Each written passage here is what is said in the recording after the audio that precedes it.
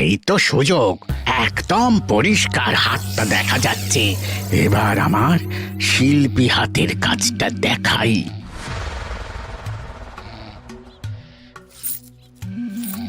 চোর চোর চোর চোর! কোথায় কোথায় চোর? আমার গলার হার টেনে নিয়ে পালালো। এই তো কদিন আগে গড়িয়ে দিলাম। যাও না, গিয়ে চোরকে ধরো। ওই তো দেখা যাচ্ছে। এই বেটা দাঁড়া বলছি, হাতে পেলে না পিঠ গরম করে ছেড়ে দেবো। হাতে এলে তো এই এই এই বেটা দাঁড়া বলছি। এই বেটা দাঁড়া বলছি, দাঁড়া দাঁড়া দাঁড়া বলছি।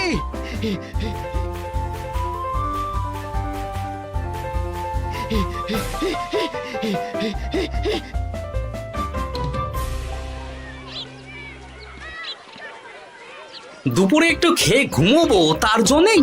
দাদু খেলতে চলো, খেলতে চলো। কি দাদু, প্রস্তুত তো? হ্যাঁ হ্যাঁ, প্রস্তুত প্রস্তুত।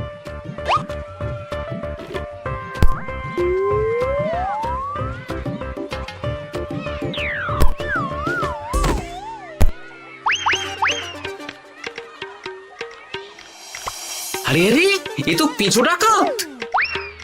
ধরো বেটাকে, ধরো ধরো। আমার গিন্নির গয়না চুরি করে পালাচ্ছিল, ওর ট্যাকেই পাওয়া যাবে। ধরো। এটা মন্ত্রী মশাই, হ্যাঁ এটা। চোর ধরা পড়েছে, এটাই বড় কথা। শুনুন, এখন একে রাজবাড়ি নিয়ে যাই, কাল এর বিচার হবে।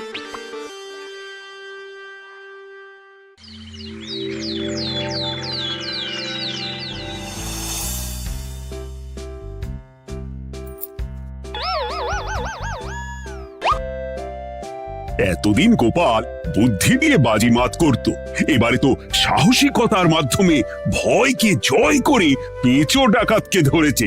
মানছি যে গোপাল আমার গিন্নির হার ফিরিয়ে দিয়েছে, বল মেরে ডাকাত চোর আমিও ধরতে পারি, এটা এমন কোনো সাহসের কাজই না। ঠিক আছে গোপাল, তুমি কিছু বলতে চাও? হ্যাঁ, বলতে চাই মহারাজ, আমি এই কৃতিত্বের ভাগীদার একা হতে চাই না। কারণ ন্যাপলা বলটা করেছিল বলেই আমি চালিয়ে খেলেছিলাম, আর ওই বল সোজা গিয়ে পড়ে পেঁচোর মাথায়। আর পেঁচু ডাকাত অক্কা যায়। এই তো সাহসিকতা, তুমি তো ওখান থেকে ভয়ে পালিয়ে যাওনি। আমি আবার বলছি, তোমার মতো সাহসী লোক যতদিন কৃষ্ণনগরে আছে ততদিন আমি নিশ্চিন্ত।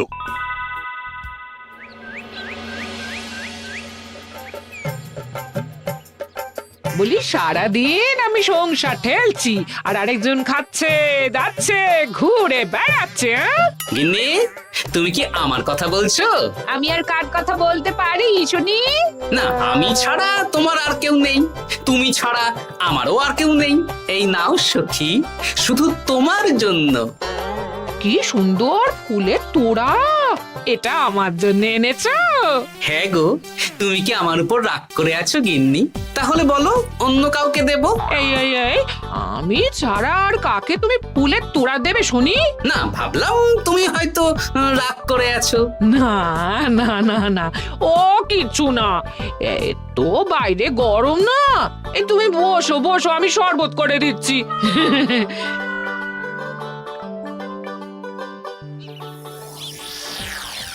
পুরো পরিকল্পনাটাই গোপাল চৌপাট করে দিল। এবার তাহলে কি করবি? ভাবতে হবে ভাবতে হবে। পেঁচো ধরা পড়েছে বলে তো আর আমরা হাত পা গুটিয়ে বসে থাকতে পারি না। না, ঠিক বলেছিস, অন্য কিছু একটা করতে হবে। গোপাল গোপাল গোপাল, এই গোপাল আমার কপালটা পুড়িয়ে দিল। সবার সামনে মহারাজ গোপালকে পুরস্কার দিচ্ছে। উফ, তোমার মনে এখনো অস্বস্তিটা কিসের?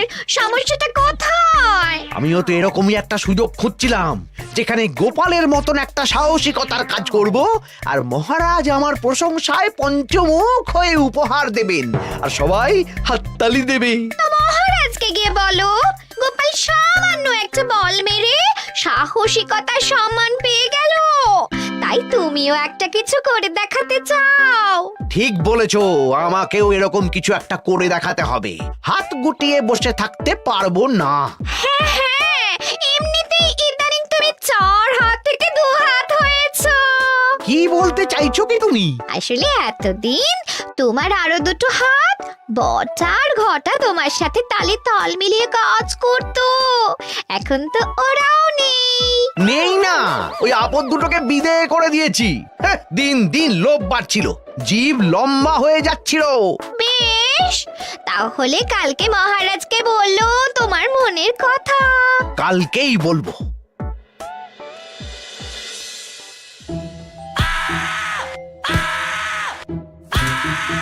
বল, তোকে কে পাঠিয়েছে বল? তোর এত বড় সাহস, তুই মন্ত্রী মশাইয়ের বাড়িতে দিনে দুপুরে চুরি করিস? বল। বলছি আমাকে ঘটাদা পাঠিয়েছিল।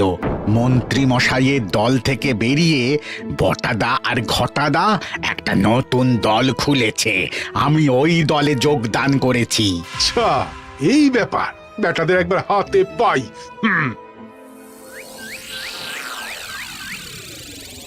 বটা বটা আমাদের খুব সাবধানে থাকতে হবে কিন্তু। কেন রে, কি হলো? কানাঘুষো আর ওই গোপন সূত্রে খবর পেলাম, মার খেয়ে পেঁচো আমাদের নাম বলে দিয়েছে। বলিস কি? হ্যাঁ রে, কি আর বলবো বল, কাউকেই আর ভরসা করা যাবে না। বেটা ধরাও পড়ে গেল, আবার মার খেয়ে আমাদের নামও বলে দিল। এবার তো মনে হচ্ছে ভূতের মতো লুকিয়ে থাকতে হবে। যা বলেছিস ভাই, তাছাড়া আর উপায় নেই।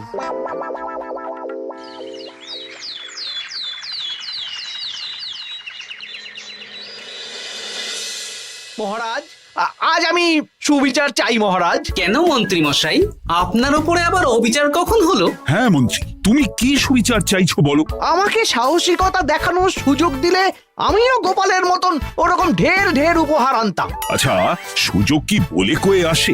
সেসব আমি জানি না। আমিও ছোটবেলায় অনেক সাহসিকতার কাজ করেছি, তবে কোনো পুরস্কার পাইনি। আর গোপাল কিছু করলেই ওকে আপনি উপহার দিয়ে দেন। তা তুমি কি সাহসিকতার কাজ করেছিলে ছোটবেলায়? আমি একবার মামার বাড়ি গেছিলাম, তো একদিন মামার বাড়িতে হঠাৎ ডাকাত পড়ে। তাই দেখে আমি কয়েকটা ঢিল নিয়ে মামার বাড়ির পেয়ারা গাছে গিয়ে উঠে পড়ি। তারপর যখন ডাকাতের দল ডাকাতি করে বাড়ি থেকে মালপত্র নিয়ে বেরোচ্ছে, আমি আক্রমণ করি। দুম দাম দুম দাম দুম, ব্যাস ডাকাত ধরা পড়লো। বেশ ভালো তো। হ্যাঁ, কিন্তু সেদিন কোনো উপহার বা সাহসিকতার পুরস্কার পাইনি। পুরস্কার দিতে হলে আমাকেও দিতে হবে, কারণ আমি প্রথম পেঁচো ডাকাতকে ধাওয়া করেছিলাম। যদি না উপহার পাই তাহলে আমি ঝামেলা করব। কিন্তু হঠাৎ করে কোনো কৃতিত্ব ছাড়া তো আর কাউকে সাহসিকতার পুরস্কার দেওয়া যায় না। তার আগে কিছু সাহসিকতার কাজ করে দেখাতে হবে, তারপর বিচার বিবেচনা হবে, তারপর তাকে সাহসিকতার পুরস্কার দেওয়া হবে। তাহলে আমাকেও কোনো সাহসিকতা দেখানোর সুযোগ দিন মহারাজ। মন্ত্রী মশাই শুধু একা সুযোগ পাবেন কেন, আমিও দেখিয়ে দিতে চাই আমি কতটা সাহসী বাহাদুর মানুষ। ও বাবা, রাজবৈদ্য সুযোগ পাবে আর আমি কি বসে বসে হাত কামড়াবো? আমিও সুযোগ চাই। তা তোমরা কিভাবে সাহসিকতা দেখাবে শুনি? দেখুন মহারাজ, মানুষ সাধারণত কয়েকটা ব্যাপারে ভীতু, যেমন হিংস্র জন্তু জানোয়ার, সশস্ত্র ডাকাতকে ভয় পায়, আর আর আর ভূতের ভয়। হ্যাঁ, আমার তো মনে হয় সাহসিকতার পরীক্ষা করার জন্য এই তিনটের মধ্যে যে কোনো একটার সাথে মোকাবিলা করতে পারলেই বোঝা যাবে কে কত সাহসী। এটা তোমরা ঠিক বলেছো, কিন্তু ব্যাপারটা হলো জঙ্গলের পশুরা জঙ্গলে যেমন আছে থাকুক, ওদের নিয়ে নাড়াঘাটা করার দরকার নেই। ডাকাত তো গোপাল ধরেছে, এখন পড়ে থাকলো ভূত। মহারাজ, আপনি তাহলে ওই ভূতুড়ে বাড়ি খুঁজুন, তারপর সবাইকে ভূত ধরে আনতে বলুন। দেখি, মন্ত্রীর আবদার মেটানোর জন্য তো তাই করতে হবে।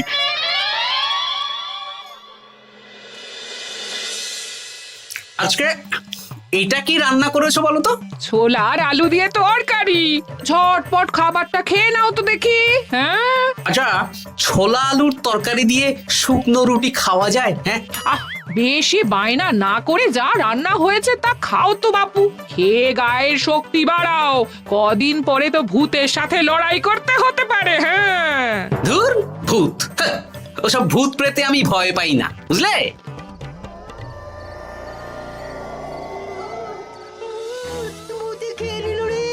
কি ভয়ঙ্কর! মহারাজ বাঁচান, বাঁচান! মহারাজ উপরে পায়চারি করছেন, কোথায় ভূত? আমি মহারাজের সঙ্গে দেখা করতে চাই। আচ্ছা আচ্ছা, উপরে যান।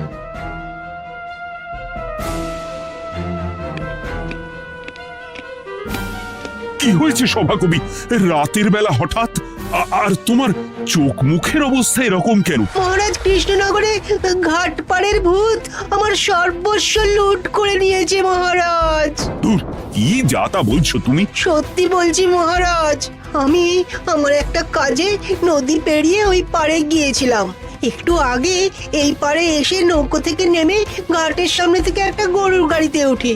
তারপর কিছু দূর আসতেই একটা পোড়ো বাড়ির সামনে গাড়োয়ান গাড়ি থামিয়ে বলে আর যাবে না। আর কারণ জিজ্ঞেস করতেই গাড়োয়ান আমার দিকে মুখ ফেরায়। রে বাপ রে বাপ, কি কঙ্কাল সার হাড় হিম করা মুখ! আমি তো অজ্ঞানী হয়ে যাই।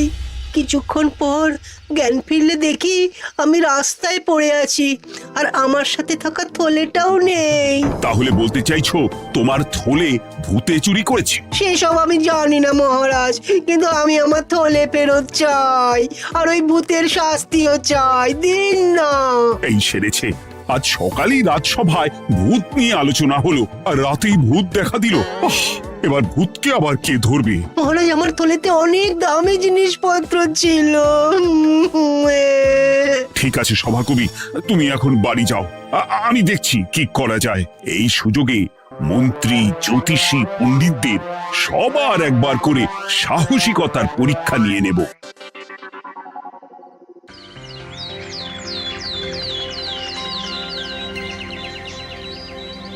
এই তো তোমরা সবাই চলে এসেছো। মহারাজ, আমার মনে হচ্ছে আপনি কোনো কথা বলার জন্য উদ্গ্রীব হয়ে আছেন। গতকাল আমার সব লুট করে নিয়েছে ভূত। কোথায় কোথায় ভূত? সভাকবি, কোথায় ভূত? মন্ত্রী মশাই, বাড়িতে গিয়ে আয়নার সামনে নিজের মুখটা দেখুন, দেখতে পাবেন। গোপাল, খুব খারাপ হয়ে যাচ্ছে কিন্তু। ওসব খারাপ ভালো পরে হবে। আর মন্ত্রী, বৈদ্য, জ্যোতিষী, তোমরা কালকে বলছিলে না তোমরাও সাহসিকতা দেখানোর সুযোগ চাও?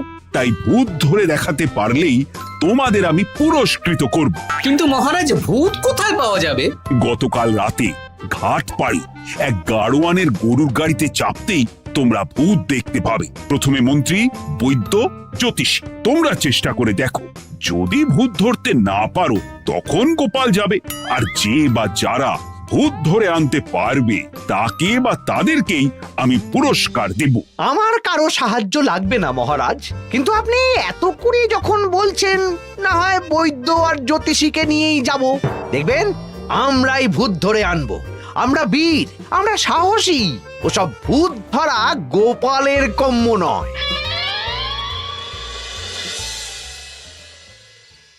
কি মনে হচ্ছে মন্ত্রী মশাই, আমরা আমরা ওই ভূতের দেখা পাবো?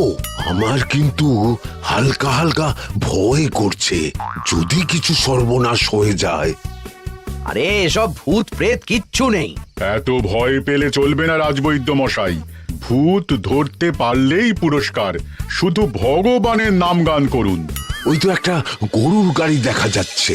মহারাজ তার মানে এর কথাই বলছিল। হ্যাঁ, আর তো অন্য কোনো গরুর গাড়ি দেখতেও পাচ্ছি না।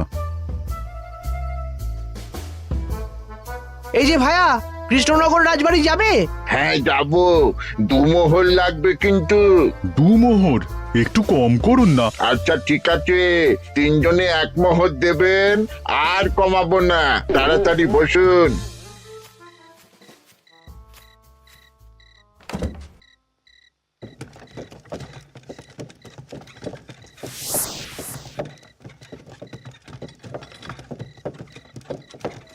দূর দূর দূর, এতক্ষণ কোনো ভূতই নেই। সভাকবি যে কি দেখে ভয় পেয়েছে কে জানে। অকারণে 1 মোহর লোকসান। সত্যি আমরা অকারণে সাহসিকতার পরীক্ষা দিতে এলাম।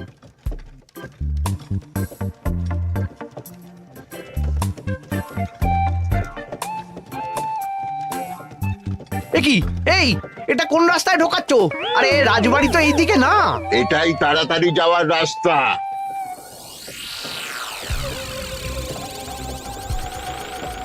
গাড়ি আর যাবে না। যাবে না মানে? আমরা তো রাজবাড়ি অবধি যাব। হাতের আংটি পয়সা করি যা আছে বের করে ফেল, নইলে এক্ষুনি চিবিয়ে খাবো। ওরে বাবা, ভূত ভূত পালাও! পালিয়ে যাবে কোথায়? আজ তোদের চিবিয়ে খাবো। ও ঠাকুর, বাঁচাও বাঁচাও ভগবান, বাঁচাও!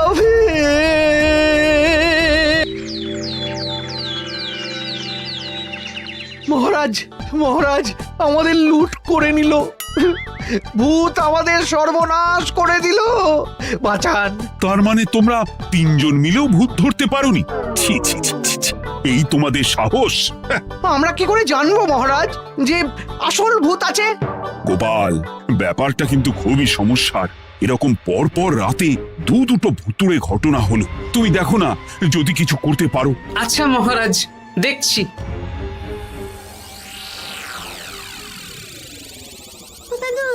আমার কিন্তু ভয় করছে। শুনলাম কালকে মন্ত্রী মশাইকেও ভূতের তাড়া করেছিলাম। আমার মনে হচ্ছে কিছু একটা রহস্য আছে। সে যাই রহস্য হোক, আজ আমরা এর শেষ দেখে ছাড়বো। হ্যাঁ, তারপর আমাদের যদি ভূতে ধরে? তোরা কোনো চিন্তা করিস না, সব ওষুধ আমি এই থলে করে নিয়ে এসেছি। হয়তো ঘাটের কাছে একটা গরুর গাড়ি দেখা যাচ্ছে। ভাই, দক্ষিণ পাড়া যাবেন? হ্যাঁ যাবো, দুমোহর লাগবে। বেশ, চলো চলো। এত রাতে তো গরুর গাড়ি রাস্তাঘাটে চলে না, তাই বাধ্য হয়ে ঘাটের এদিকে এলাম।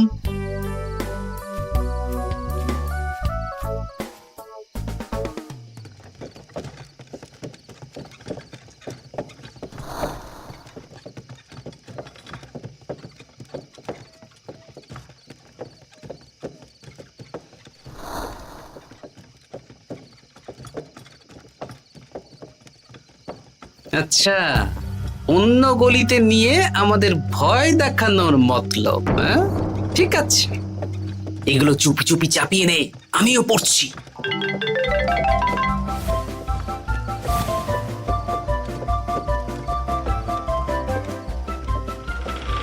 আর গাড়ি যাবে না। সাথে যা আছে সব দে, নইলে চিবিয়ে খাবো। তুই কে রে? তোকে সব দেব? ভূত বাঁচাও, বাঁচাও! তুই কি ভেবেছিস? তুই নকল ভূত সেজে লোকেদের ভয় দেখাবি, আর আমরা চুপচাপ বসে থাকবো? তোর পাপের ঘোড়া পূর্ণ হয়েছে, আজ কেউ তোকে বাঁচাতে পারবে না। এবার মজা সামলা। চলে গেল রে, চলে গেল রে, সাড়ে সব চলে গেল। কি চুল করছিস বাচ্চা? তুই আয়। চলে গেল রে, চলে গেল রে, সাড়ে সব চলে গেল। এই ঘটাকে ডাকছিস মানে? তুই মানুষ বটা। ওরে বাবা রে, বাঁচাও! তোদের ধরে নিয়ে যাব, কাল সকালে বিচার হবে।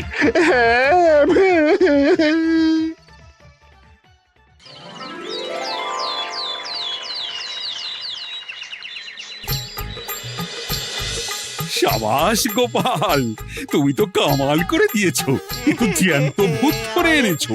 আমি তো এদেরকে খুঁজছিলাম। হ্যাঁ, এরাই তো পেঁচোকে পাঠিয়েছিল মন্ত্রী মশাইয়ের বাড়ি চুরি করতে। হ্যাঁ, তার মানে গতকাল বটা? আমি তোদের ছাড়বো না। সত্যি গোপাল, এবারেও তুমি বাজিমাত করে দিলে।